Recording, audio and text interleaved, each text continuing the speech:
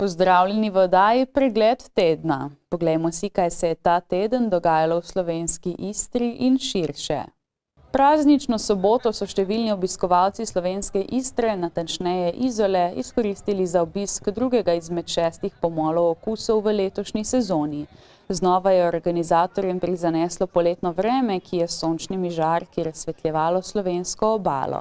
Na stojnicah so lahko mimoidoči uživali v raznovrstni kulinarični ponudbi lokalnih gostinskih ponudnikov in vinarjev, ki so se predstavili z okusnimi, morskimi in tradicionalnimi istrskimi jedmi oziroma njihovimi sodobnimi različicami. Tukaj smo mi kot vsako leto, ponujamo pa ostrige in penine, lokalne penine imamo. Kakšno je zanimanje med ljudmi, kako vi pozdravljate takšne dogodke, se redno udeležujete?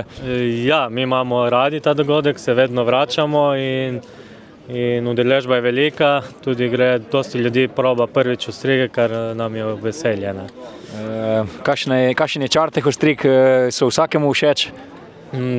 Dejansko ne, logično. Dosti jih proba prvič in nekaterim je ne. Povejo iskreno, da ni to, ampak nič hudega. Penino imamo od prijatelja dejansko, iz Pregare, in še eno iz Brd in italijanski prosecco, različno, ampak se osredotočamo, da je lokalno. Smo vedno zelo zadovoljni sodelovati na takih dogodkih, predvsem zato, ker vidimo naše že obstoječe stranke, pa spoznamo tudi nove. S čim se vse ukvarjate, kaj danes vidimo tukaj na stojnici? V bistvu mi se ukvarjamo z vinogradništvom. Danes na stojnici ponujemo seveda našo avtohtono malvazijo in refošk in rumeni muškat. Kaj priporočate, kaj je najboljše? Se za vsakega kaj najde? Za vsakega se kaj najde, tako da priporočam pa čisto sano, če se le da probate vsa naša vina. Tudi lepo vreme danes tukaj v Izoli? Ja, super, evo, vreme nam je naklonjeno, tako da smo zelo zadovoljni. Zadovoljni pa so bili tudi vsi obiskovalci, ki so se na severnem pomolu, le korak od starega mestnega jedra in priljubljenih izolskih plaž, srečali z lokalnimi ponudniki, gostinci, vinarji, oljkarji in drugimi ustvarjalci pristne istrske kulinarike. Omeniti velja, da je letos posebnost akcija Prinesi svoj kozarec, s čimer želijo organizatorji poskrbeti za okolju zelen in prijazen dogodek. Naslednji termin pomola okusov bo 30. maja.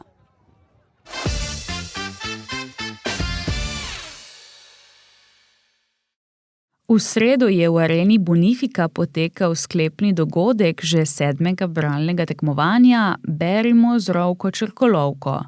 K tekmovanju je v tem šolskem letu pristopilo 966 učencev 5. in 6. razredov iz 25 šol, med njimi jih je 9 iz slovenskih šol v Italiji. Tekmovanje v skupinah, v oddelkih, zato se razlikuje od ostalih tekmovanj, kjer so ponavadi udeleženi posamezniki.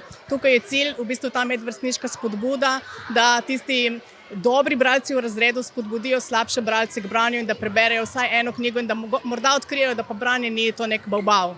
Bralno tekmovanje se je v tem šolskem letu pričelo oktobra v tednu otroka. Trajalo je 6 mesecev in se sklenilo 2. aprila letos na Mednarodni dan knjige za otroke. Letos so udeleženci skupno prebrali približno 3300 knjig. Imamo pripravljen predizbor, torej za 5. razred 40 naslovov in za 6. razred tudi 40 naslovov in potem tudi knjige dostavimo na šole, na šolske knjižnice oziroma v sodelujoče knjižnice, recimo v Narodno in študijsko knjižnico v Trstu in potem skrbi za koordinacijo dalje. Na dogodku so izvedeli, kateri posamezniki in kateri razredi so prebrali največ knjig, ter tudi, kdo so prejemniki glavne nagrade, potovanja v Mojstrano, ogleda Slovenskega planinskega muzeja in udeležbe na delavnici Aljažev stolp. Zmagali smo nagrado za prvo mesto v branju z Rovke Črkolovke. Tudi 3. mesto. Koliko knjig ste prebrali? Ne, jaz sem 40. Ti si 40? Za razred ne vem. Mi smo, mislim, da približno 270. Katera knjiga vam je bila najbolj všeč? Meni potovalnik ni bil dosti všeč, mami je bila Tomaž Golob.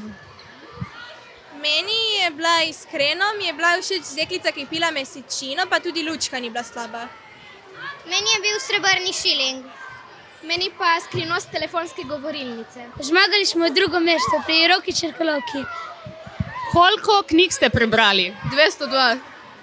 Katera knjiga vam je bila najbolj všeč?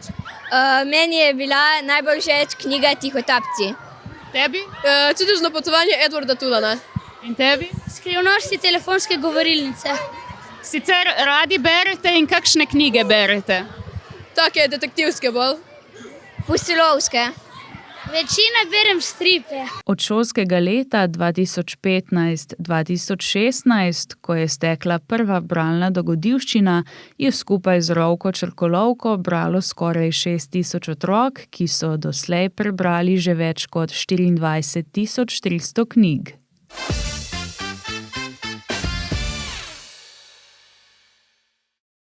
Projekt urejanja, odvajanja in čiščenja komunalnih odpadnih voda na območju mestne občine Koper in občine Ankaran, natančneje v aglomeraciji Ankaran-Hrvatini, je načrtovan za obdobje med letoma 2027 in 2029. V okviru investicije je predvidena izgradnja manjkajočih delov kanalizacijskega sistema v občini Ankaran, kar bo omogočilo priklop 85 objektov oziroma skupno 227 prebivalcev na javno omrežje. Gre za nadaljevanje preteklega projekta Čisto za Koper in Ankaran, ki je potekal med letoma 2022 in 2025, v okviru katerega je bilo na novo kanalizacijo priključenih 44 objektov s 139 prebivalci. Tokratna faza zajema 7 območij, med drugim dele ob Železniški cesti, Ivančičevi cesti, Oljčni poti, območju Dolgih njiv, Ankaran-Hribu, Valdoltri ter ob cesti Debeli Rtič, Miloki, Jurjev. Projekt, ocenjen na približno 2 milijona evrov, predvideva izgradnjo okoli 6 km kanalizacijskega omrežja, ponekod pa tudi dodatno infrastrukturo, kot sta meteorna kanalizacija in vodovod. Del sredstev, nekaj več kot 400 000 evrov, naj bi zagotovili država in Evropska unija, pri čemer se zaradi rasti cen pričakuje morebitno zvišanje skupne vrednosti. Za pridobitev gradbenega dovoljenja mora občina pravočasno urediti služnostne pravice na zemljiščih, kjer bo potekala gradnja, zato so lastnike že seznanili s podrobnostmi projekta in jih pozvali k sodelovanju. Pri načrtovanju so projektanti poskušali trase čim bolj umestiti na javne površine, da bi zmanjšali posege v zasebna zemljišča, po končanih delih pa bo teren saniran. Čeprav občina financira izgradnjo javnega omrežja, bodo morali lastniki sami urediti hišne priključke, pri čemer jih bo na voljo tudi občinska subvencija.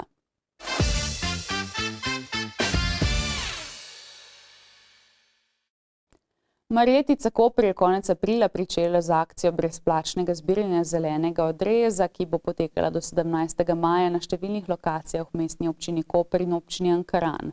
Brezplačen prevzem je namenjen vsem občanov, ki pri manjših vrtnih opravilih ustvarjajo zeleni odrez, s tem, da je v okviru akcije mogoče oddati tudi obrezano vejevje in grmičevje, pokošeno travo, živo mejo, odpadno listje, rože ter zemljo. Ob tem Marjetica opozarja, da je na zbirna mesta dovoljeno oddajati izključno zeleni odrez, brez primesi drugih vrst odpadkov. V nasprotnem primeru vas lahko kaznujejo z globo v višini 100 evrov. Na vnaprej seznanjenih lokacijah bodo postavljeni zeleni kovinski zabojniki, v primeru, da so ti polni, pa morate obvestiti komunalno podjetje. Ne glede na tokratno brezplačno akcijo lahko gospodinjstva, vključena v redni odvoz komunalnih odpadkov, vsak mesec brezplačno oddate do 300 kg zelenega reza v zbirnem centru Srmin oziroma zbirnem centru Dvori. Brezplačen je prevzem zelenega reza, za njegov prevoz pa morate poskrbeti sami. Marjetica še poziva zasebne lastnike zemljišč ob javnih cestah, da obrežejo prekomerno zaraščeno drevje ob mejnih cestnih pasov, ki posegajo nad ali prek roba vozišča. Previsoke in razrasle drevesne krošnje namreč ovirajo promet in omejujejo preglednost ter posledično zmanjšujejo varnost na cestah.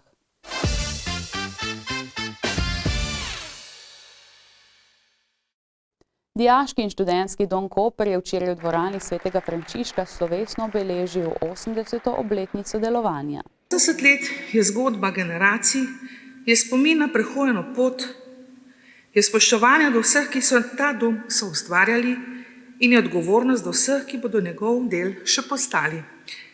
Leta 1946, v času povojne obnove in velikih družbenih sprememb, je bil ustanovljen Dijaški dom Koper z jasnim poslanstvom mladim omogočiti varno bivanje, podporo pri šolanju ter prostor, kjer lahko osebnostno rastejo.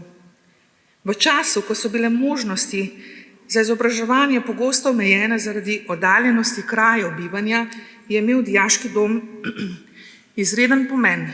Bil je most med domom in šolo, med družino in prihodnostjo. Skozi desetletja se je spreminjala družba, spreminjal se je šolski sistem, spreminjale so se generacije mladih, vendar je temeljno poslanstvo doma ostalo enako. Biti prostor zaupanja, varnosti, vzgoje, znanja in medsebojnega spoštovanja. Zbrane je nagovorila tudi podžupanja Mestne občine Koper, ki je ob tej priložnosti ravnateljici doma izročila priznanje ob 80. obletnici uspešnega delovanja, ustvarjanja urejenega bivalnega okolja, širjenja vrednot spoštovanja in odgovornosti ter nudenja podpore za zdrav razvoj in rast mladih v skupnosti. 80 let predstavlja dolgo dobo in težko si predstavljam, s kakšnimi izzivi so se januarja 1946 morali soočiti pionirji vzgoje in izobraževanja, ki so na noge postavili Dijaški dom za potrebe dijakov iz bližnjih vasi, ki so obiskovali koprsko gimnazijo. Njihova predanost delu z mladimi se odraža tudi v vašem delu. V prelomnem življenjskem obdobju dijakinjam in dijakom stojite ob strani, svojim znanjem in zgledom jih podpirate in vzgajate v odgovorne odrasle. V odrasle, ki tvorno prispevajo k blaginji celotne družbe. V imenu župana Mestne občine Koper in v svojem imenu vam zato izrekam globok poklon. To priložnost pa želim izkoristiti tudi zato, da vam predam priznanje ob 80. obletnici uspešnega delovanja, ustvarjanje urejenega delovnega okolja, širjenja vrednot spoštovanja in odgovornosti ter nudenja podpore za zdrav razvoj in rast mladih v skupnosti. Na odru so se pridružili tudi nekdanji člani doma, ki so z občinstvom delili nekaj spominov. Jaz sem prišel v Dijaški dom leta 1946 kot 13-letni fant. Hvala, ni treba ploskati. Kot 13-letni fant, ki ni bil nikdar od doma za dalj časa. In to, kar mi je ostalo zelo v spominu, da so bili prvi dnevi ali celo tedni zelo domotožje veliko. Domotožje. Noben ga ne poznaš, si na tujem nekje ven, takrat priti iz Izole v Koper je bil že dogodek. In to počasi se je nekako zravnalo, dobiš poznanstva, prijatelje noter in smo dobili kontakt, tako da potem je tako daleč prišlo, da ob sobotah in nedeljah, ki je bilo, ko šli domov, nismo šli. Nismo šli, zato da smo se igrali razne igre, od šaha do dame, nogomet, pa se spomnim, z ravnilom smo neke šahovske figure tolkli, da smo zadeli nekaj na mizi in take reči.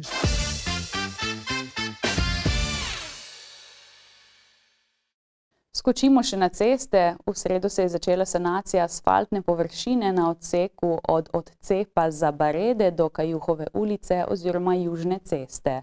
Vzdrževalna dela bodo potekala predvidoma do 15. junija, v tem času pa bo promet urejen z delnimi faznimi zaporami.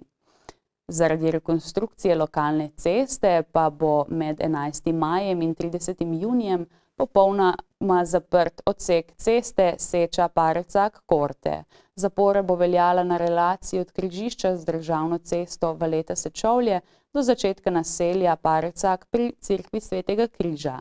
Dela bodo potekala fazno v 4 etapah, pri čemer bo v času asfaltiranja zaprt celoten odsek lokalne ceste. Pristojni zagotavljajo, da bo dostop do stanovanjskih objektov omogočen glede na potek del in sicer po posameznih fazah oziroma po obvoznih smereh. V primeru krajših popolnih prekinitev dostopa bodo stanovalci o tem pravočasno obveščeni. Promet bo v času zapore urejen v skladu s potrjeno začasno prometno signalizacijo.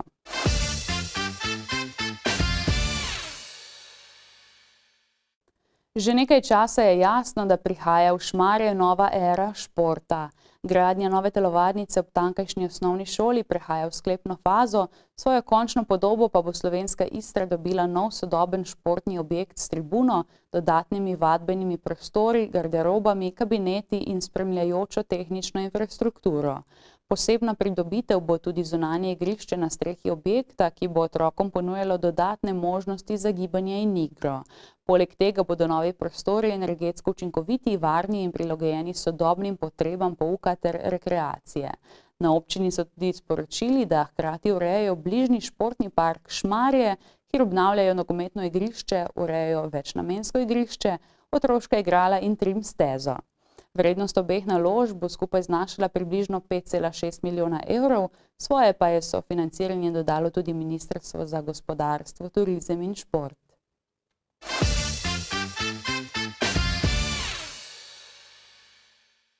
V zadnjem obdobju novinarji velikokrat poročamo o neprimernem vedenju koprskih mladoletnikov. Pred dnevi je na omrežjih zaokrožil posnetek novega podviga enega od fantov, ki pa je imel malce nepričakovan epilog. Poglejmo.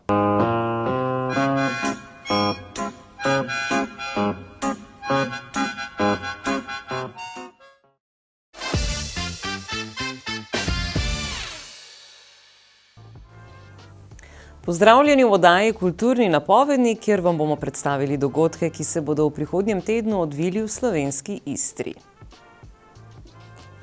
Že na jutrišnjo soboto vas ob 18. uri vabijo v Izolsko galerijo Salsa Verde na odprtje razstave ilustratorice Neje Likar z naslovom Postajati med bližino in razdaljo.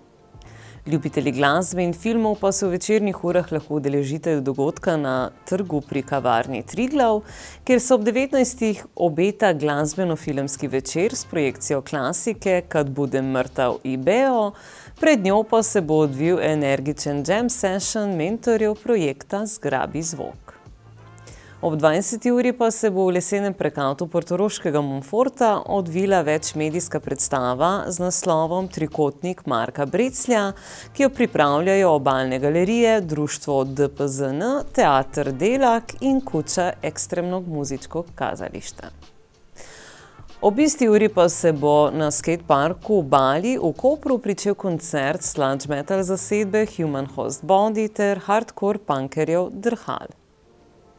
Pol ure kasneje pa bosta oder koprskega Figa Rock bara zasedli alternativna rock zasedba Zgrešeni primeri in hard rockerji Curbigan. Nedelja bo rezervirana za vrhunski jazz. Ob 8. zvečer v Avditorij Portorož prihaja svetovno priznani bobnar Simon Phillips s svojo zasedbo Protocol 6. Na sredo ob 17. uri pa se lahko odpravite v art kavarno Odeon v Izoli, kjer bo zadišalo po pripovedni kuhi, dogodku, ki povezuje kulinariko s solidarnostjo, trajnostjo in pripovedništvom. Četrtkov večer bo v znamenju pisane besede in gledališča. Ob 18. bosta v Kopru potekali 2 predstavitvi knjig. V mestni čitalnici bo Janez Hudovernik predstavil svojo knjigo Utišaj sodnika, v Armeriji Univerze na Primorskem pa bo govora o monografiji Alessandra Basinja Gledalec misli. Za ljubitelje odrskih desk pa bo ob 20. uri v gledališču Koper na sporedu predstava Bilo je nekoč na Brionih. Ljubitelji poezije pa boste prišli na svoj račun v četrtek in petek v Centru mladih Koper, kjer se bodo ob 20. uri na 82. ediciji Obalnih rim prepletali snani verzi in destrukcije. Ljubitelji trših ritmov pa se lahko ob 8. uri odpravite v klub študentov občine Koper na nastop 2 black metal skupin The Stone in Ater Era. Za ljubitelje hip-hopa pa bo ob 21. v izolskem Hangar baru poskrbel Drill s svojimi gosti. Izbira je vaša, želimo vam prijeten kulturni teden.